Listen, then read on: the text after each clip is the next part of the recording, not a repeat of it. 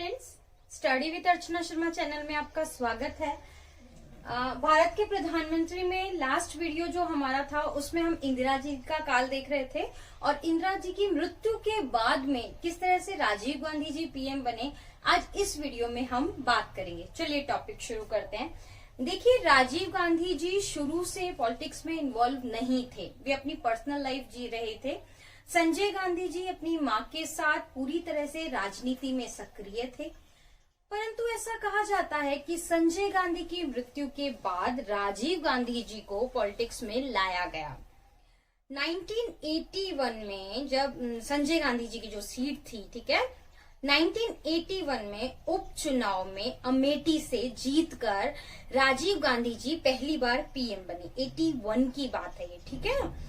और 31 अक्टूबर 1984 को जब इंदिरा गांधी जी की मृत्यु हो गई, उसी समय कार्यालय में 31 अक्टूबर को ही राजीव गांधी जी को अंतरिम पीएम बना दिया गया। उसके बाद में नवंबर 1984 में जब लोकसभा के चुनाव हुए, ठीक है, तो हम 80 तक बात कर चुके हैं।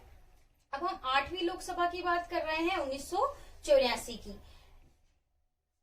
8वीं लोकसभा 1984 में जब चुनाव हुए तो कांग्रेस सत्ता में आई और पीएम बने राजीव गांधी। राजीव गांधी जी के बारे में एक प्रश्न बन जाता है कि वे सबसे युवा पीएम थे, ठीक है, 40 वर्ष की आयु में ही वो पीएम बन गए थे। और राजीव गांधी जी को डिजिटल क्रांति, कंप्यूटर क्रांति का जनक भी माना जाता है।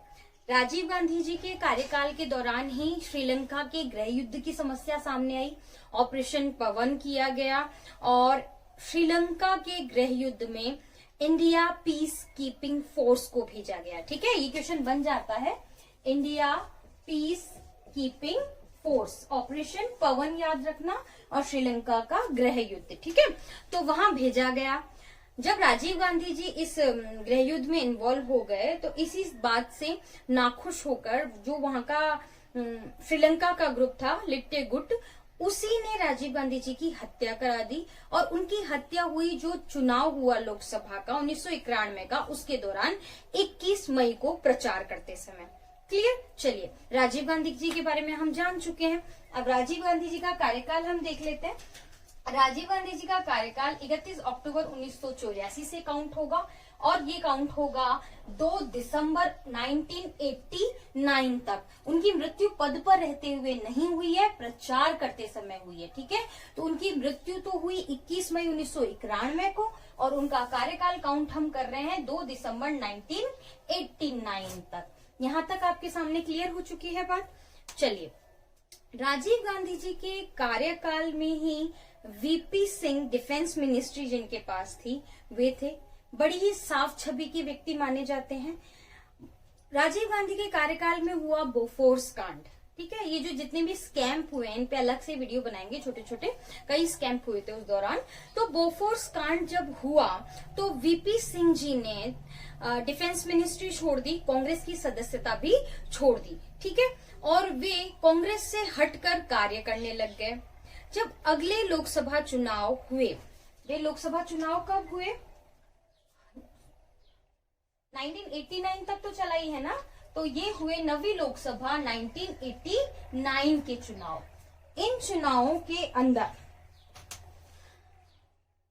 89 के चुनाव में बीजेपी, कम्युनिस्ट पार्टीज, ठीक है, और जन मोर्चा और कई क्षेत्रीय दल, ये सब मिलकर नेशनल फ्रंट के रूप में चुनाव लड़ते हैं और सत्ता में आते हैं और पीएम बनते हैं वीपी सिंह, विश्वनाथ प्रताप सिंह। इनका कार्यकाल यहां से काउंट होगा, ठीक है, इनका कार्यकाल काउंट कहां से होगा, 2 दिसंबर 1989 से,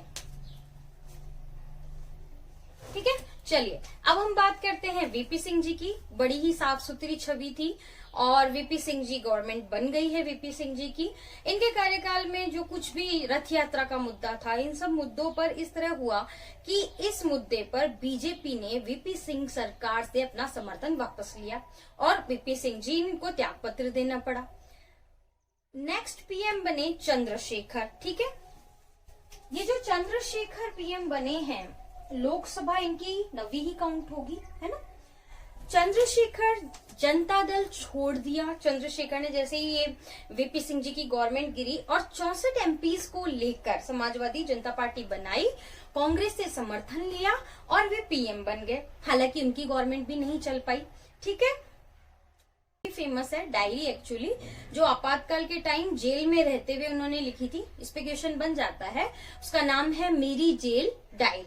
ठीक है, तो अब इनका चंद्रशेखर जी का कार्यकाल हम कब से काउंट करेंगे?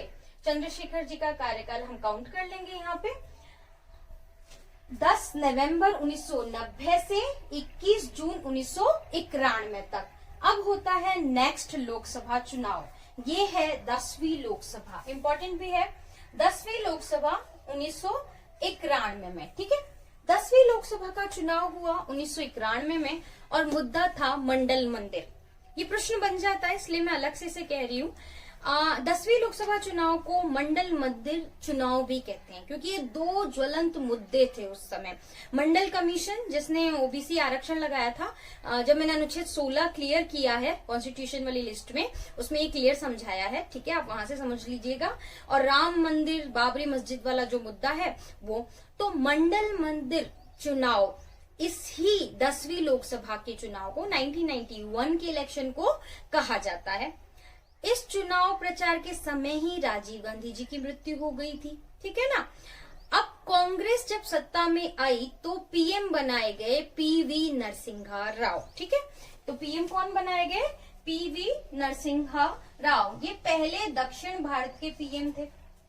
अब तक उत्तर भारत के ही बन रहे हैं, तो ये पहले पीएम थे जो कि दक्षिण भारत से थे।